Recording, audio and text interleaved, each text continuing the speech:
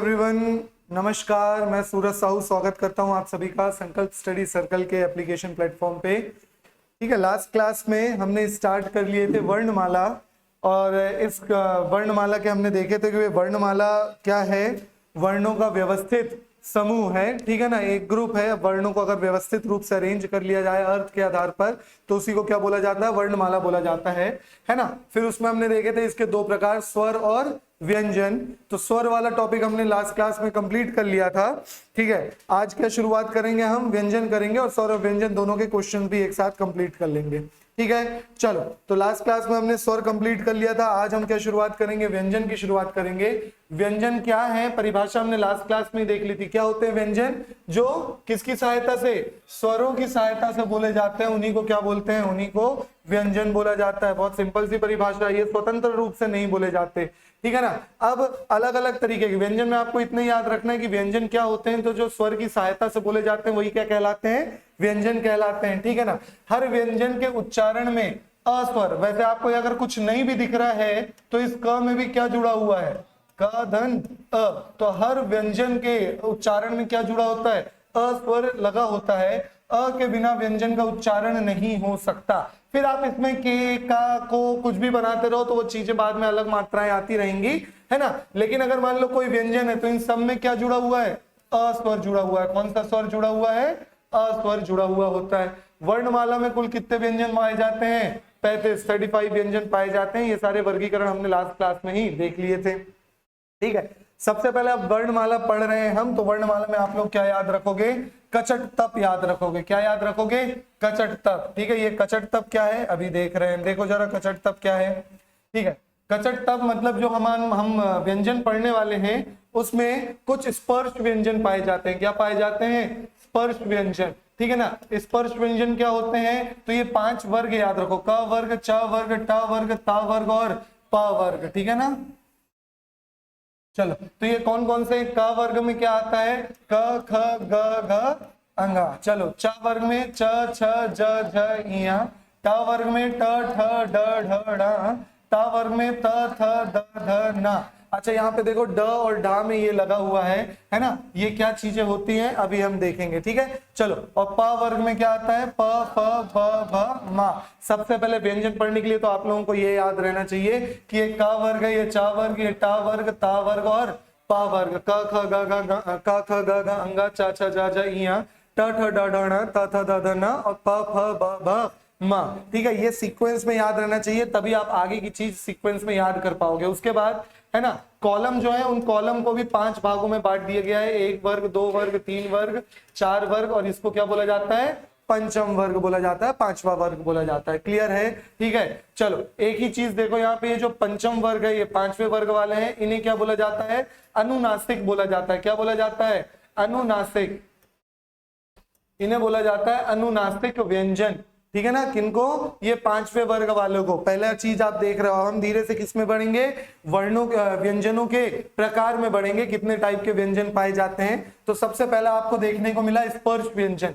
स्पर्श व्यंजन समझ में आया, ठीक है ना। कितने होते हैं, ये कचट तप, इन्हीं को क्या बोला जाएगा, क वर्ग। क वर्ग में कौन कौन सा आएगा, क ख ग घ अंगा, ठीक है। च वर्ग, च वर्ग में कौन सा आएगा, च छ ज झ इया।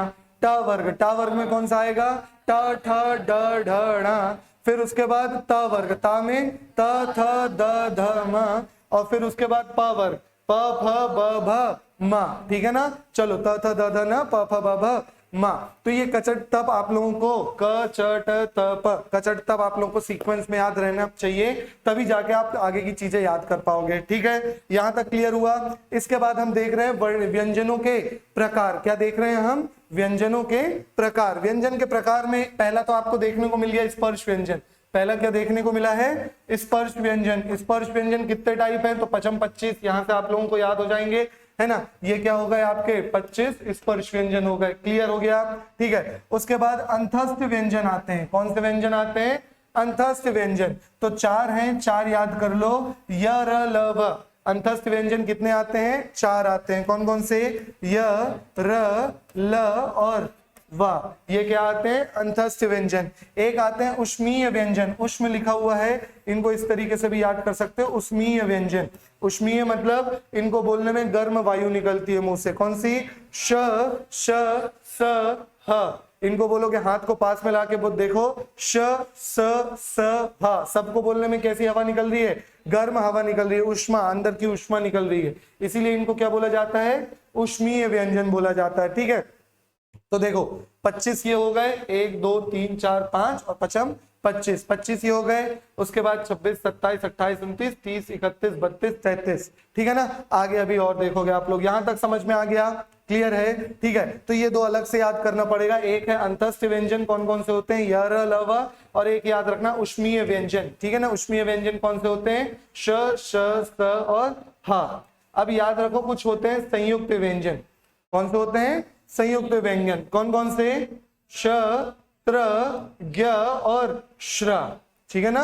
ये चार पाए जाते हैं कौन से व्यंजन? हमारे संयुक्त व्यंजन। डिटेल में देखते जाएंगे, बस अभी आप लोगों को क्या याद रखना है? टाइप याद रखना है। ठीक है, कितने प्रकार हैं? तो सबसे पहला हमने देखा कौन सा प्रकार?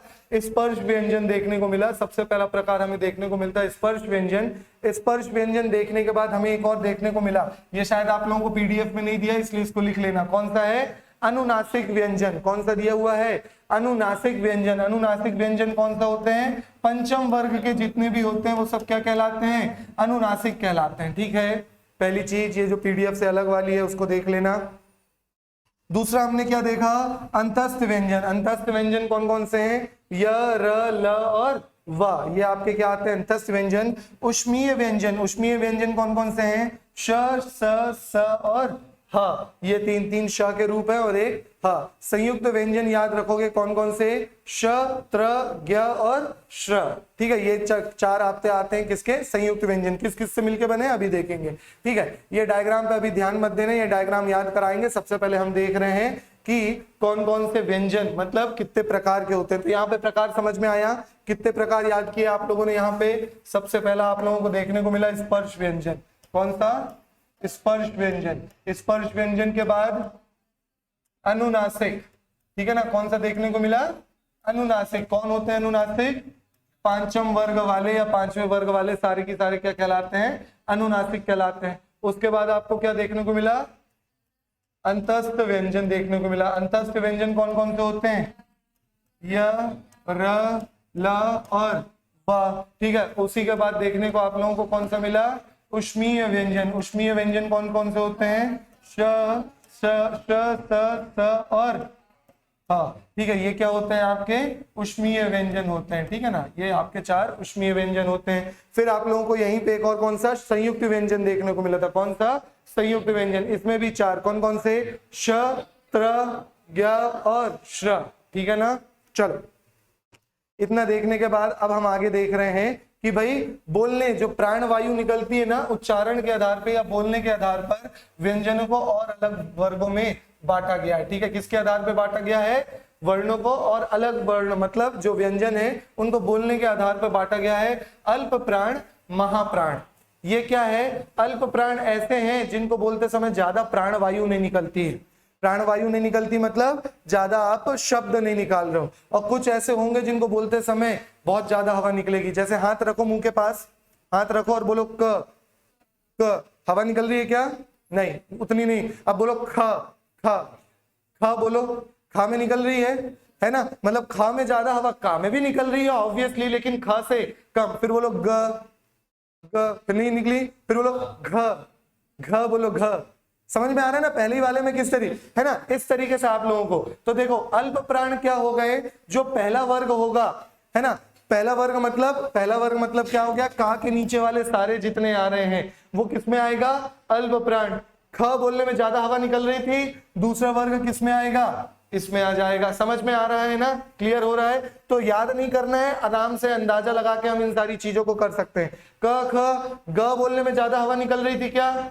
नहीं निकल रही थी, तो दूसरा तीसरा वर्ग भी कहाँ आ जाएगा? यहाँ। ठीक है, और चौथा वर्ग क, ख, ग। ख बोलने में आया, ग फिर घ बोलने में भी ज्यादा हवा निकल रही थी, तो तीसरा वर्ग को भी कहाँ डाल दो? यहीं डाल दो। ठीक है ना? सॉरी, हाँ, चौथा वर्ग कौन सा? चौथा वर्ग को भी कहां डाल दो, यहीं पे डाल दो। फिर पांचवा वर्ग, पांचवें वर्ग के अनुनासिक वाले सारे के सारे कहां आ जाएंगे, अंगा, इया। ठीक है, बोल के देखो, बोल के देखोगे तो याद आ जाएगा। अब सेकंड लाइन वाला भी बोल के देख लो, ये वाला बोल के देखो जरा।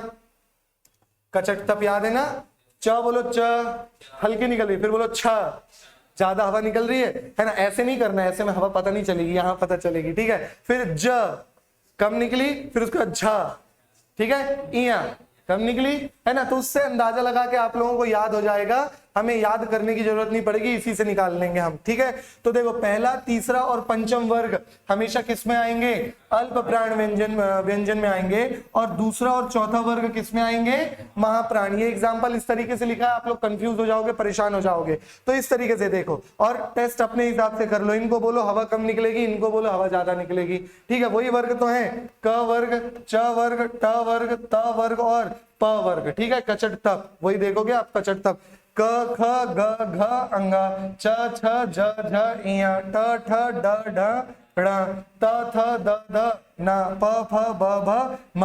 एक और चीज याद करना, य र ल व, य र ल व किस में आते हैं, अल्प प्राण। फिर उसके बाद श श स ह, ये बोलो, ये किस में आएंगे, महाप्राण। समझ में आ रहा है ना, अपने आप बोल के देखो, याद करने की जरूरत नहीं पड़ेगी। जब आप हाथ रख के देखोगे तो समझ में आ जाएगा किस व्यंजनों को बोलने में कम हवा निकल रही है और किन व्यंजनों को बोलने में ज्यादा हवा निकल रही है। महाप्राण मतलब ज्यादा वायु निकल रही है, उसी को क्या बोला जाएगा, महाप्राण, और इनको क्या बोला जाएगा, अल्प प्राण। तो इस तरीके से मत लिखना, आप किस तरीके से लिखोगे, प्रथम वर्ग, तृतीय वर्ग और पंचम वर्ग। इसके बाद आप लिख लेना अंतस्थ व्यंजन। ठीक है ना, इसके बाद क्या लिख लोगे, अंतस्थ व्यंजन मतलब य र ल व। यहाँ पे क्या लिखोगे, द्वितीय और चौथा। ठीक है ना, इसके बाद क्या लिख लोगे, ऊष्मीय व्यंजन। इस तरीके से ऐसे लिखोगे तो याद करना मुश्किल हो जाएगा, इसलिए बस कचट तप याद करो और उसके बाद ये सब कुछ याद करने की जरूरत नहीं पड़ेगी। ठीक है, इसको फटाफट नोट डाउन करो।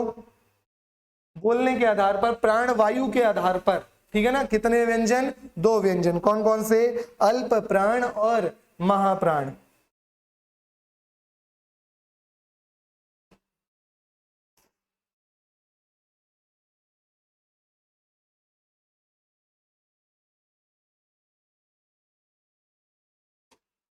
यहां तक क्लियर हो गया। ठीक है, आगे बढ़े, चलो। ठीक है, अल्प प्राण और महाप्राण। थोड़ी सी चीजें और देखेंगे व्यंजन में, अभी व्यंजन कंप्लीट नहीं हुआ, अभी व्यंजन तो शुरू हो रहा है। ठीक है, देखो हमने ऑलरेडी परिभाषा के नाम पे परिभाषा देख ली हम कि व्यंजन क्या है, जो स्वरों की सहायता से बोले जाते हैं उन्हें क्या कहते हैं, व्यंजन कहते हैं। हर व्यंजन के उच्चारण में स्वर लगा होता है, कौन सा, अ, और इसके बिना व्यंजन का वर्ण, टोटल वर्णमाला में कितने हैं, कुल 35 व्यंजन है ना। अब हमने ये अभी ध्वनि वाली चीज थोड़ा सा छोड़ के चलो, देखेंगे कि ये ध्वनि कौन कौन सी कहां से हो रही है, ये भी याद करवाऊंगा क्लास में। ठीक है, कचट तप वाली चीज हमने देख लिया, अंतस्थ व्यंजन देख लिए, ऊष्म व्यंजन देख लिए, संयुक्त व्यंजन देख लिए। उच्चारण के आधार पे जितने व्यंजनों के टाइप होते हैं, प्रकार होते हैं, वो वाली चीजें भी हमने देख ली है। ठीक है ना, चलो तो ये वाली चीज हमने ऑलरेडी देख ली। अभी तक कितने व्यंजन के प्रकार देखे हैं, तो व्यंजन के प्रकार याद रखना, कितने प्रकार हो गए। सबसे पहला स्पर्श व्यंजन, स्पर्श व्यंजन के बाद अनुनासिक। अच्छा, कोई सीक्वेंस नहीं है ना, बस आप लोग को पता अनुनासिक कौन है, पंचम वर्ग वाले या पांचवें वर्ग वाले, कुछ भी बोल लो। ठीक है, अनुनासिक के बाद हमने क्या देखा, अंतस्थ व्यंजन देखा हमने। अंतस्थ व्यंजन कौन कौन से हुआ करते हैं, य र ल व। इसके बाद ऊष्मीय व्यंजन कौन कौन से हुआ करते हैं, श स स ह। ठीक है, ऊष्मीय व्यंजन के बाद हमने कौन से देखे, संयुक्त व्यंजन। कितने हुआ करते हैं, 4 हुआ करते हैं। ठीक है, हाँ, श त्र ज्ञ और श्र। ठीक है, चलो संयुक्त व्यंजन के बाद हमने कौन सा देखा, अल्प प्राण, अल्प प्राण और महाप्राण, महाप्राण। अल्प प्राण में कितने व्यंजन, कौन कौन से वर्ग आता है, तो पहला, तीसरा, पांचवा। देखो ऑड इवन वाला समझ में आ रहा है ना, उस तरीके से भी याद कर सकते हो, बाकी वो टेस्टिंग वाला तो मैंने बता दिया। ठीक है, दूसरा और चौथा, इसमें और भी ऐड होते हैं, कौन से, अंतस्थ व्यंजन ऐड होते हैं, और इसमें उष्मीय। अब याद रहेगा इसमें कौन से रेड होते हैं, यार अलावा अल्प प्राण में और महाप्राण में उष्मीय व्यंजन। क्लियर हो गया, समझ में आ गया। चलो एक और प्रकार लिखो इसके अलावा, अभी तक हमने इतना देखे, इसके बाद लिखो घोषत्व के आधार पर। घोषत्व के आधार पर, घोषत्व के आधार पर कितने व्यंजन होते हैं वो लिखना है। देखो घोषत्व के आधार पर कितने व्यंजन पाए जाते हैं, 2 व्यंजन पाए जाते हैं। पहला नाम लिखो इसमें अघोष और सघोष। आघोष और सघोष, आघोष और सघोष।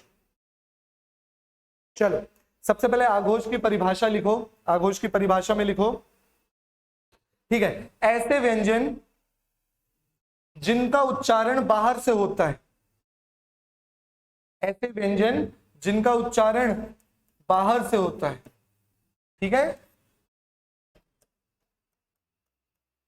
ऐसे व्यंजन जिनका उच्चारण बाहर से होता है वे क्या कहलाएंगे, अघोष। और ऐसे व्यंजन जिनका उच्चारण स्थान अंदर भीतर से आता है, ठीक है, अंदर से उच्चारण आता है, जिनका उच्चारण कहां से होता है, अंदर से होता है, वही क्या कहलाएंगे, ऐसे व्यंजन जिनका उच्चारण अंदर से होता है, भीतर से होता है। अभी एग्जांपल देखेंगे समझ में आ जाएगा, ठीक है, वही क्या कहलाएंगे, सघोष कहलाएंगे, ठीक है।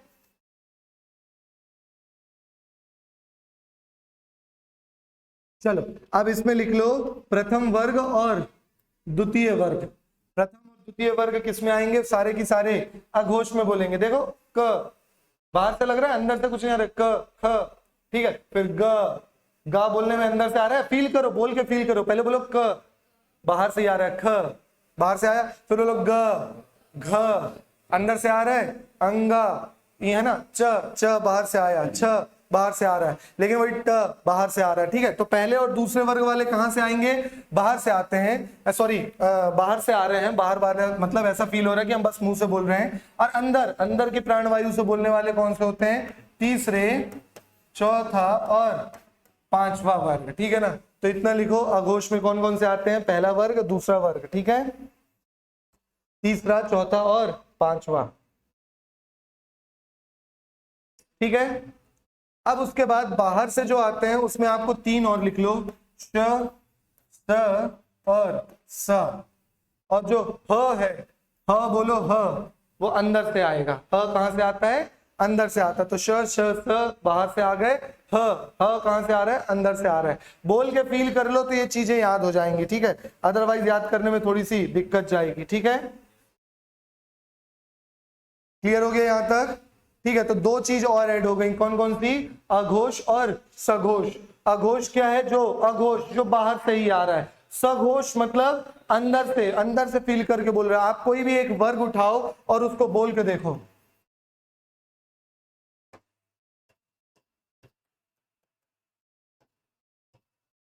ठीक है। अब इसको बोल के देखो, क बाहर से आ रहा है, ख बाहर से आ रहा है, ग बोलोगे तो थोड़ा सा ऐसे फील होती है ना, अंदर से, है ना, घ अंदर से, अंगा, का ख गा घ इया चा छा जा जा इया टा ठा डा ढा णा ता था दा धा ना, प फ बाहर से आया, भ है ना, म अंदर से आ रहे हैं, ठीक है। तो पहले और दूसरे वर्ग के सारे की सारे व्यंजन क्या कहलाते हैं, आपके अघोष कहलाते हैं। और तीसरे, चौथे, पांचवे वाले व्यंजन क्या कहलाते हैं, सघोष कहलाते हैं। और उसमें श, स जो है बाहर से बोला जाता है, और ह अंदर से जो प्राणवायु से आते हैं उन्हीं को। एक और चीज लिख लेना, है ना, ये प्राणवायु से आते हैं, कहां से आते हैं, प्राणवायु से आते हैं, ठीक है ना। एक और परिभाषा में लिख लेना, ध्यान रखना, सघोष वाले कहां से होते हैं, जो अंदर से आ रहे हैं, इनका ह, ठीक है, इनके उच्चारण कहां से आता है, प्राणवायु से आता है। क्लियर हुआ यहां तक, समझ में आ गया,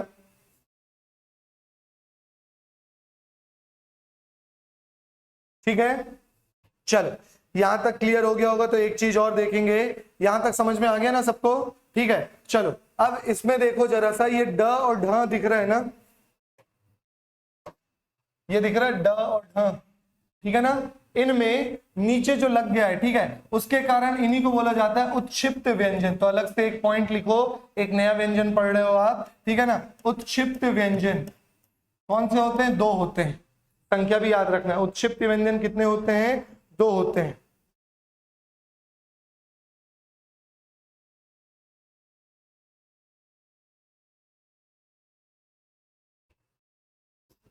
ठीक है, चलो इसके बाद लिखो उत्क्षिप्त व्यंजन 2 हो गए। एकमात्र कंपित व्यंजन, कंपित व्यंजन कितने होते हैं? एक ही होते हैं। कौन सा होता है कंपित व्यंजन? जिनको बोलने में हमारा मुंह कांप जाए। र, र बोलो, र, र, ठीक है, र बोलोगे ढंग से, सही से, र नहीं, र, ठीक है। चलो, तो जब र बोलोगे तो जीभ में वाइब्रेशन फील हो रही है, कंपित, र, ठीक है ना, तो इसको बोला जाता है कंपित व्यंजन। एकमात्र व्यंजन कंपित व्यंजन कौन सा? र, ठीक है। चलो, एक है लुंठित व्यंजन, या इसी को बोला जाता है पार्श्वित व्यंजन। क्या बोला जाता है? पार्श्वित व्यंजन।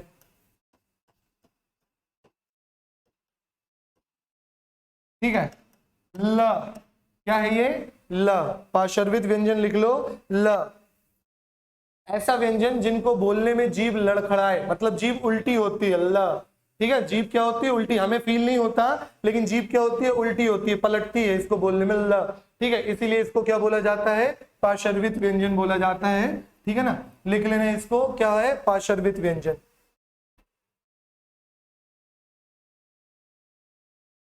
ठीक है, उसके बाद कुछ विदेशी व्यंजन आते हैं जिनको आगत व्यंजन भी बोला जाता है। क्या बोला जाता है? आगत व्यंजन। नेक्स्ट लिखो, आगत व्यंजन, ठीक है।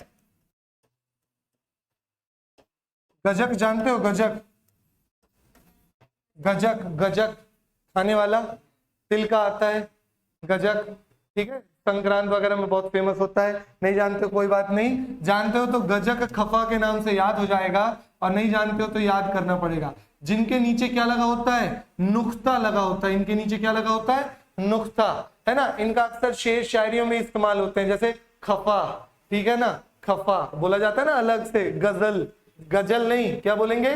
गजल, है ना। तो जा में बदल गया, जा किस में बदल गया?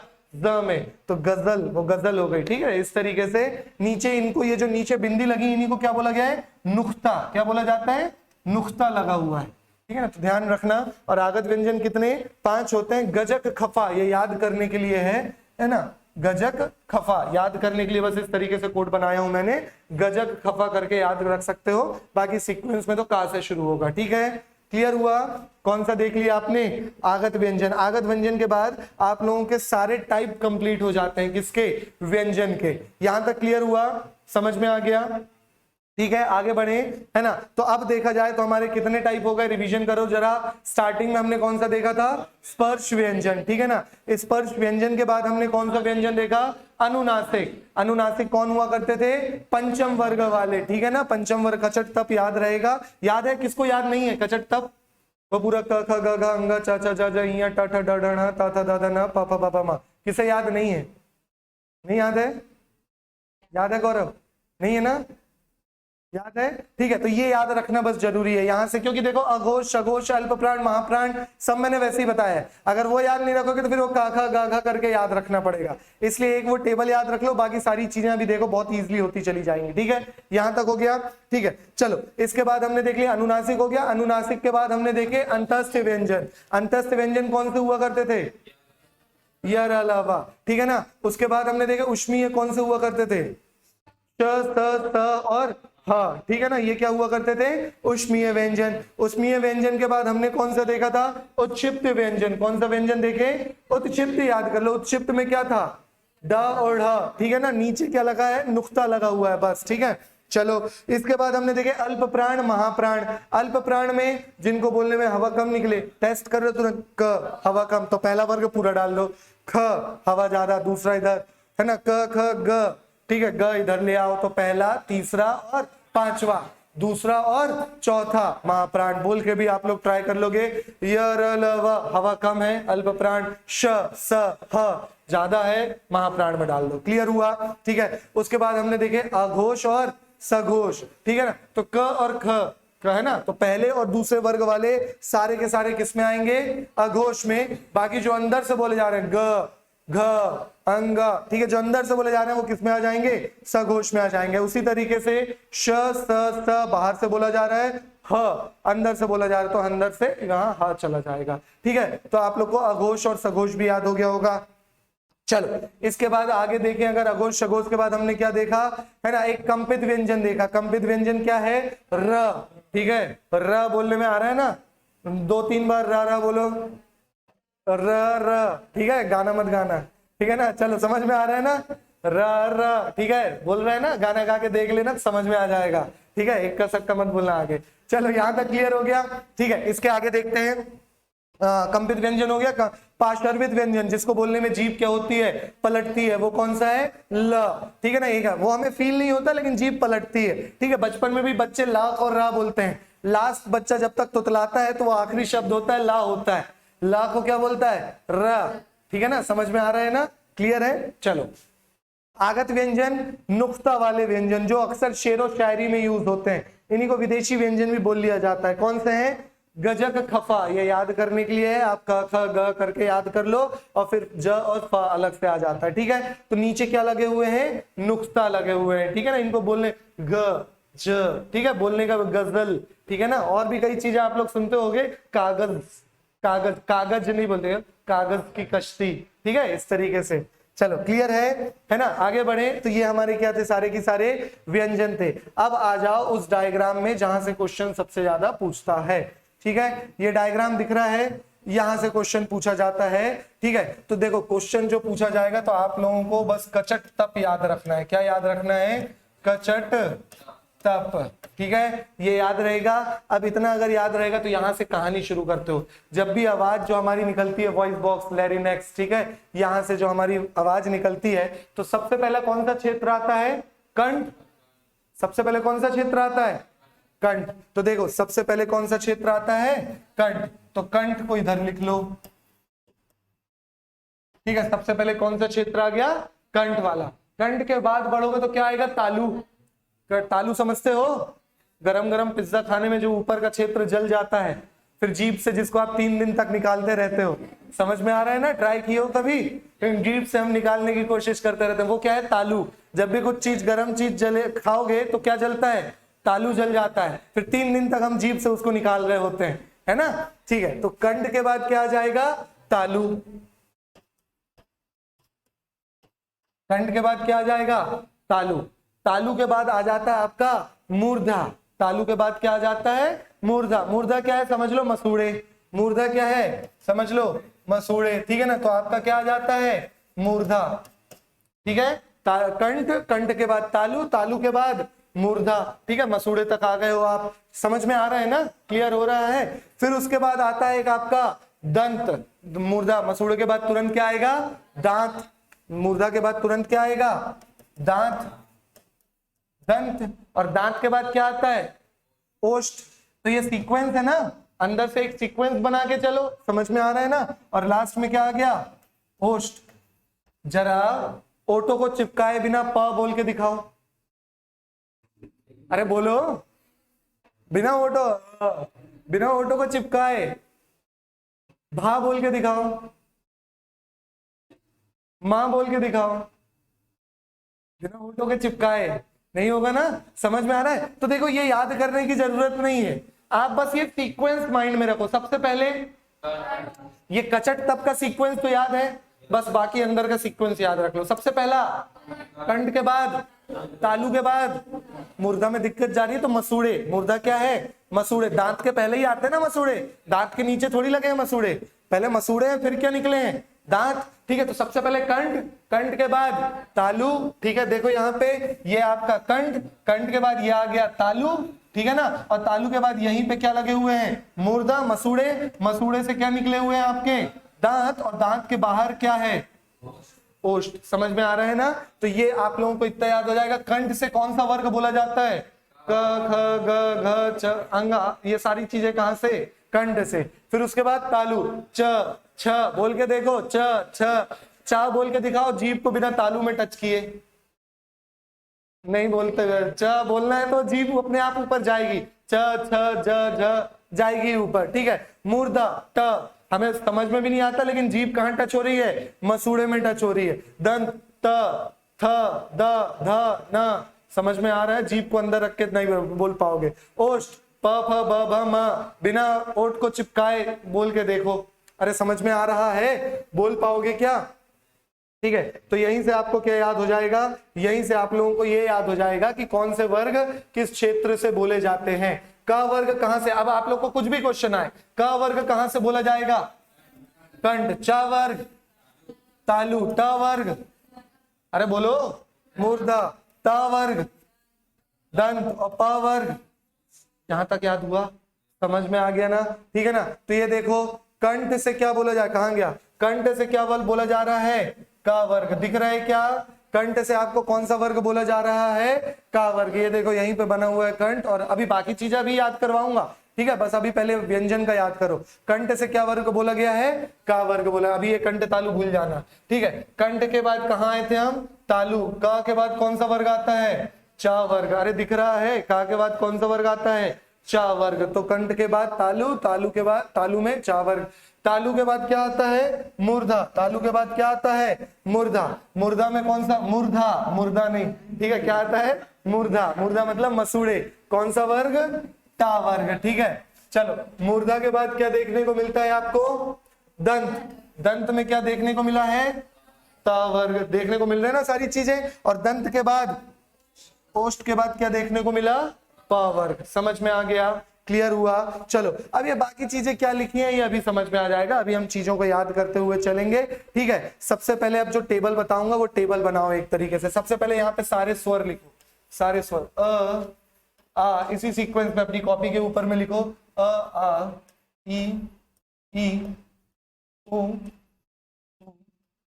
री ए ऐ ओ और आओ, ठीक है। ये सारे के सारे स्वर लिखो,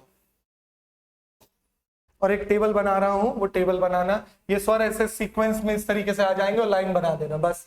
अब उसके बाद टेबल लिखो, एक सबसे ऊपर लिखो कंठ, इस तरीके से कॉलम बनाओ। पहला कॉलम बना लो, कंठ तालु मूर्धा, जो सीक्वेंस याद किया ना वही चीज लिखना है। दूसरा लिखो तालु, तीसरा लिखो मूर्धा, कंठ तालु मूर्धा। नेक्स्ट दंत, नेक्स्ट ओष्ठ, ठीक है, लिखो यहां तक।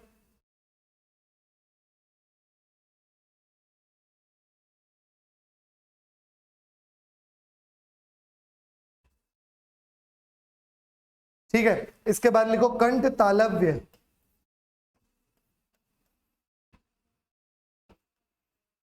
कंठ तालव्य,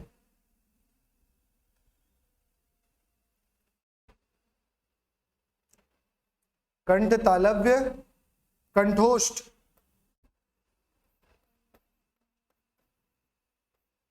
कंठोष्ठ, और लास्ट लिखना दंतोष्ठ।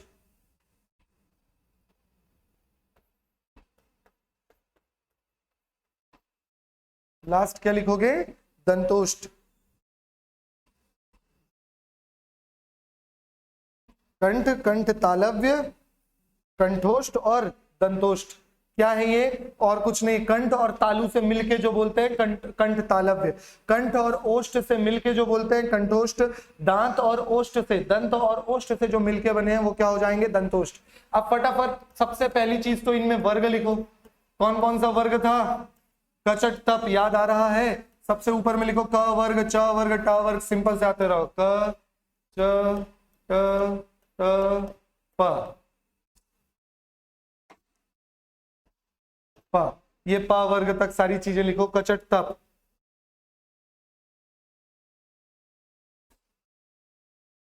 ठीक है, फिर उसके बाद स्वर जो आ रहे हैं ना, ऊपर के दो स्वर इसी में आएंगे, अ और आ। ऊपर के दो स्वर किसी में आएंगे, कंठ में आएंगे। उसके बाद वाले दो स्वर इसमें आएंगे, ई और ई, ठीक है। उसके बाद वाले दो स्वर इसमें आएंगे। उ और ऊ को हटा दो अभी, री किस में आएगा, इसमें आएगा। री किस में आ जाएगा, मूर्धा में आएगा।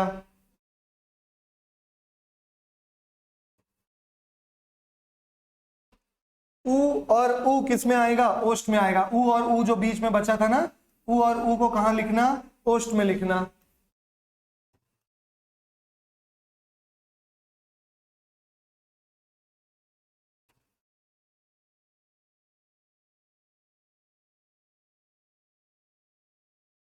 ठीक है, यहां तक क्लियर है? ठीक है, फिर उसके बाद ए और ए, ए और ए याद करने का तरीका बता रहा हूं, बस ये टेबल अभी जब बनेगी ना तो एक बार याद करवाऊंगा। ए और ए को कंठ तालव्य में, बचे ओ और औ, सीक्वेंस में आने दो, ओ और औ। यहां तक क्लियर हुआ? ठीक है, याद करवाऊंगा मैं अभी, बस यहां तक लिखते चलो। अब आप लोगों को दो चीज और लगानी है इनमें, य र ल व श श त ह, ये चीजों को और एडजस्ट करना है। यहां तक क्लियर हो रहा है? यहां तक समझ में आया? याद करवाऊंगा ये पूरी टेबल अभी, बस आप लोगों को अब ये वाली चीजें एडजस्ट करनी है। ठीक है, यहां तक समझ में आ गया है ना? चलो, तो सबसे पहला वाला बस छोड़ देना। ठीक है, यहां से शुरू करो, तो इसमें एक डालो, यह सबसे पहला लिखो, किसमें? एक, पहला वाला छोड़ देना। ठीक है ना, पहला वाला बस छोड़ देना। ठीक है, यह, इसी के नीचे वाले में लिखो र, इसी के नीचे वाले में क्या लिखोगे? र, उसी के नीचे वाले में लिखो ल, य र ल। ठीक है, और जो व बच गया व, वो सबसे नीचे ले आना।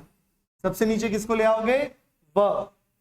याद करवाऊंगा अभी, पहले ये टेबल बनाओ। सबसे नीचे ले आओ व को दंतोष्ठ में। ठीक है, तो य र ल व हो गए आपके। कहां से शुरू किया था? सेकंड नंबर से शुरू किया था। य र ल और व को कहां ले आए हमने? लास्ट में ले आए हैं। ठीक है, इसी तरीके से सेकंड से ही शुरू करो। श, इसका सीक्वेंस बस थोड़ा सा यहां से शुरू होता है। श स स, वा को लास्ट में लाए थे, हा को सबसे ऊपर ले जाओ। हा, हा को कहां ले जाओ? सबसे ऊपर ले जाओ। श स स और ह को सबसे ऊपर ले जाना। ठीक है ना? चलो, इस तरीके से आप लोगों की पूरी टेबल बन गई। अब याद कराता हूं, देखना, याद करना अब। ठीक है, चलो, कचट, अब ये सीक्वेंस याद है क्या? कंठ, तालु, मूर्धा, दंत, ओष्ठ। ठीक है, अब बात आती है इधर के सीक्वेंस की। तो कंठ और तालु नीचे नीचे है, कंठ तालव्य। उसके बाद कंठ, पहला ही वाला पकड़ो, कंठ मूर्धा होता नहीं है, कंठ दंत होता नहीं है, तो क्या बचा? कंठ ओष्ठ। तो क्या आ जाएगा? कंठोष्ठ। अब कंठ के बाद और कुछ नहीं बचता, केवल बचता है दांत और ओष्ठ, इसीलिए क्या आ जाएगा? दंतोष्ठ आ जाएगा। क्या क्लियर हुआ? ये वाला सीक्वेंस याद करना सबसे पहले जरूरी है। ये वाला सीक्वेंस याद हो गया? अब ये सीक्वेंस याद हो गया तो कचट तप आप लोगों को याद है ना? अब बात आती है सीक्वेंस में स्वरों को अरेंज करने की। स्वर भी किससे बोले जाते हैं, ये क्वेश्चन पूछ सकता है। ठीक है, तो यहां पे आप लोगों को दिख रहा होगा, सबसे पहले आपने अ आ ई डाल दिया। ठीक है, अ आ कहां से बोला गया है? कंठ से। ठीक है, तो अब आप यहीं से बोला जा सकते हैं। इसको कहां से बोला जाएगा? कंठ। कंठ के बाद तालु। ठीक है ना? ऊ को मैंने बोला था गैप कर दो। ठीक है, तो उसके बाद तालु के बाद क्या आता है? मूर्धा। तालु के बाद क्या आता है? मूर्धा। सीक्वेंस गायब तो सब गायब। ठीक है ना, इसलिए सीक्वेंस याद रखना। तो री कहां आ जाएगा? देखो, मूर्धा में। ठीक है, फिर मैंने बोला था ऊ और ऊ को लास्ट में ले आना, तो ऊ और ऊ कहां आ गए आपके? लास्ट में आ गए। ए ऐ ओ औ। ठीक है, ए ऐ ओ औ कहां आ जाएंगे? मिक्स्ड वाले में। ए ऐ, क्योंकि वो खुद मिक्स्ड है। ए ऐ ओ औ संयुक्त है ना, संयुक्त स्वर है, हमने देखे थे ना स्वरों के प्रकार में, हमने देखे थे। एक देखा था हमने मात्राओं के आधार पर, क्या देखा था? दीर्घ स्वर और लघु स्वर, मतलब लघु और दीर्घ। दीर्घ भी दो तरीके के होते थे, याद आ रहा है? मूल दीर्घ और संयुक्त दीर्घ स्वर, याद आ रहा है? तो संयुक्त में हमने ये चार पढ़े थे, ए ऐ ओ औ। तो देखो, ए ऐ संयुक्त वाले हैं तो संयुक्त में आएंगे, कंठ तालव्य और कंठ और ओष्ठ में। ठीक है, यहाँ पे एक ही है, याद कर लो, सिंपल है व। ठीक है, अब यर ल व और श श स को भी याद रखना बहुत इजी है, इधर से ऐसे याद रख लो तो याद हो जाएगा। ठीक है, अब देखो सेकंड, पहले वाले को छोड़ दो, सेकंड से स्टार्ट करो। य र ल, क्या याद करोगे?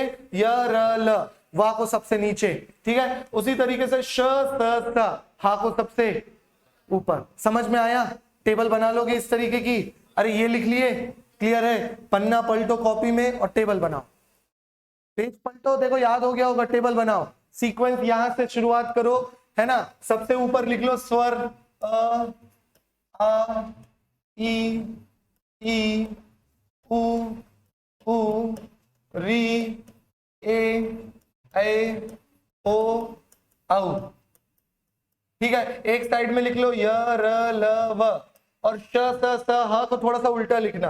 पहले कौन सा श लिखोगे? श, स और ह। इतना लिखने के बाद, इतना जब लिख लिए हो तब यहाँ पे अब लिखो एक तरफ, अपने से लिखो फटाफट, मैं भी लिख रहा हूं। एक तरफ सबसे पहले क्या आएगा?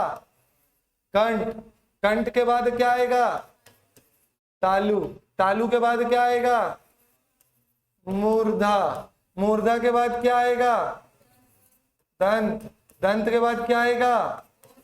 बहुत बढ़िया, ओष्ठ। ठीक है, अब इसके बाद कंठ तालव्य, मिक्स्ड वाले में सबसे पहले देखो, तुरंत ऊपर वालों को मिक्स कर दो तो क्या आएगा? कंठ तालव्य। ठीक है, और कंठ तालव्य के बाद कंठ ओष्ठ, तो क्या आ जाएगा? कंठोष्ठ। कंठोष्ठ को क्या बोल दिया? कंठोष्ठ। अब और कोई मिक्स होंगे नहीं तो लास्ट में सीधे क्या आएगा?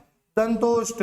और एक तो है दंतोष्ठ का, तो यही याद कर लो, दंतोष्ठ में क्या आता है? केवल और केवल व। दंतोष्ठ में क्या आएगा? व। ये बन गई। अब सबसे पहले क्या लिखो? कचट तप, क च त और लास्ट में प। लास्ट में क्या आ जाएगा? प। कचट तप हो गया। स्वरों को अरेंज करो। स्वर सबसे ऊपर अ और आ, ई और ई। ऊ को छोड़ने को बोला था, फिर क्या आएगा? री। मैंने बोला था ऊ और ऊ को सबसे लास्ट में डाल दो, ऊ और ऊ, ये आ गया। ए ए संयुक्त वाले हैं तो यहां पहले संयुक्त में ए और यहां इधर वाले में ओ और आओ। देखो कितना इजी हो रहा है ना अब टेबल बनाना। ओ और आओ, क्या बच गया? यारा लवा, तो पहला छोड़ दो, या र ल वा सबसे नीचे, श स हा सबसे, क्या बचा? बन गया। और ये टेबल बनाने में कितना ही टाइम लगेगा? 2 मिनट लगेगा, अब पूरे व्यंजन याद हो जाएंगे। अरे समझ में आ गया? ठीक है, इस तरीके से आप लोग पूरा व्यंजन याद कर सकते हो, पूरी टेबल खुद से बना सकते हो। ठीक है, पूरी टेबल खुद से बना सकते हो। ठीक है ना? चलो, थोड़ा सा बोर्ड में शाइन दिख रहा है, अभी ठीक हो जाएगा। ठीक है, अभी ठीक हो गया होगा, अब शाइन नहीं दिखेगा बोर्ड में। ठीक है, चलो यहां तक क्लियर हुआ, समझ में आ गया? ठीक है ना?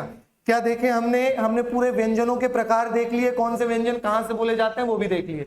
यहाँ पे हमारा व्यंजन कंप्लीट, समझ में आया? व्यंजनों के प्रकार समझ में आ गए, और अभी ये क्लियर हो गया। अब देखो, अब ये वाला चार्ट देखो। ठीक है, कहां गया? कंठ आ दोनों स्वर आ रहे हैं। ठीक है, क वर्ग पूरा आ रहा है, और हा हमने कहा लिखा था? ऊपर आ गया। समझ में आया? ये अनुस्वर अम आहा अभी बता दूंगा। ठीक है, समझ में आ रहा है? कंठ के बाद क्या आता है? तालु। तालु में हमने क्या क्या देखा? ई कचट तप में च सेकंड नंबर पे आ गया, य श। अरे समझ में आ रहा है? देखो कितना आसान हो जाएगा, याद करने में हालत खराब हो जाएगी, लेकिन इस तरीके से याद हो जाएगा। अब बताओ मूर्धा, तो यहाँ पे आ गया मूर्धा, क च ट वर्ग आ गया, और मैंने बोला था ऊ को छोड़ दो, क्या डाल दो? री डाल दो। ठीक है, और य र के बाद क्या आता है? ल भी आता है, य र ल व। ठीक है, तो यहाँ पे य कंठ तालु मूर्धा, यहाँ पे ल भी आना चाहिए, और एक क्या आता है? श श स। ठीक है ना? चलो, कहां पे? कंठ तालु, हाँ र आएगा। ठीक है ना? य र ल व। ठीक है, र आएगा, पहला वाला तो छोड़ के चलते हैं। ठीक है ना? कौन सा आ जाएगा? र आ जाएगा, देख लेना। और यहाँ पे क्या आएगा? श आएगा, देख लेना भाई, थोड़ा सा करेक्ट करना, र आएगा। ठीक है, चलो मूर्धा के बाद क्या आता है? दंत। दंत में देखो त वर्ग और स वर्ग। ठीक है, य र ल हमने देखे थे, कौन सा आ जाएगा? ल। और दंत के बाद क्या था? ओष्ठ। कहाँ है ओष्ठ? यह है ओष्ठ, लेकिन वा को हमने कहां रखा था? सबसे नीचे। दंतोष्ठ में देखो, दंतोष्ठ में केवल एक ही दिख रहा है, वाह। ठीक है, ओष्ठ में आ जाओ तो प वर्ग है, और उ और ऊ को हमने डाल दिया था। ठीक है ना? उ और ऊ को सबसे नीचे लिख दिया था, तो ओष्ठ उ और ऊ। अरे याद आ रहा है ना? क्लियर है? देखो उ और ऊ को कहां लिख दिया था हमने? ओष्ठ में लिख दिया था उ और ऊ को, और केवल प वर्ग था, याद आ रहा है ना?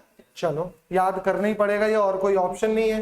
अब सबसे पहले आ गया था कंठ और तालु, तो कंठ तालव्य, कंठ तालव्य में क्या आ गया? ए आए, और कंठ तालव्य के बाद कंठोष्ठ, कंठोष्ठ कहाँ है?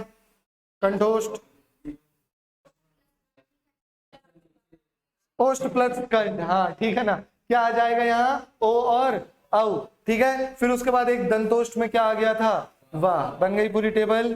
तो टेबल के आधार पे याद करोगे तो याद होगा, अन्यथा याद होने में हालत खराब हो जाएगी। समझ में आ गया है ना? तो इस तरीके से हम ये पूरा व्यंजन, हमारा व्यंजन वाला टॉपिक क्या कर लेते हैं? कंप्लीट कर लेते हैं। ये वाली चीज भी याद हो गई होगी आप लोगों को। एक बार रिवीजन करो। सबसे पहले कंठ के बाद तालु के बाद मूर्धा, तालु के बाद मूर्धा, ठीक है ना? पता नहीं क्यों मेरे कान में मुर्दा मुर्दा दा सुनाई दे रहा है, ठीक है ना? क्या आएगा? मूर्धा, मूर्धा के बाद दंत, और दंत के बाद ओष्ठ। यहां तक क्लियर हुआ? ठीक है। अब कचट तप आप सीक्वेंस में अरेंज कर लोगे, वो टेबल खोल लेते हैं तो वहां से रिवीजन हो जाएगा। सबसे पहले क्या अरेंज कर लोगे? कचट तप को अरेंज कर लोगे। देखो क्या अरेंज हो गया? कचट तप अरेंज हो गया, ठीक है। कचट तप अरेंज करने के बाद मैंने स्वर लिखवाए हैं, तो आ कहाँ आ जाएगा? कंठ, ठीक है। ई ई तालु, ऊ को छोड़ दो, क्या आ जाएगा? री मूर्धा। फिर ऊ को कहाँ लिखना था? लास्ट में, तो लास्ट में क्या आता है? ओष्ठ आता है, ठीक है। बीच वाला खाली, बिल्कुल खाली। फिर य र ल व को अरेंज करते हैं, पहला वाला छोड़ के य र ल, वा सबसे नीचे, सेकंड वाला पहले वाले को छोड़ के श श सा, हा सबसे ऊपर, वा को नीचे ले गए थे, हा को कहाँ ले जा दो? ऊपर ले जा दो, बस हो गया। ए आए ओ औ, खत्म बात। हम आह, अरे समझ में आ गया? क्लियर हुआ? ठीक है। तो इस तरीके से पूरे व्यंजन याद हो जाएंगे, ठीक है ना? एकमात्र कंपित व्यंजन र र, ठीक है, इस तरीके से याद रख लेना। र क्या है? कंपित व्यंजन है। एकमात्र लुंठित व्यंजन जिसको बोलने से जीभ ल, ठीक है, लुढ़कती है जीभ लेकिन हमें पता नहीं है, ठीक है। चलो, तो ये हमारे व्यंजन के प्रकार हो गए। कल से हम नेक्स्ट क्लास शुरू करेंगे, और हाँ, नेक्स्ट क्लास जो होंगी वो आपकी एप्लीकेशन में होंगी। मिलते हैं आप सभी से नेक्स्ट क्लास में, तब तक के लिए goodbye, take care, keep learning.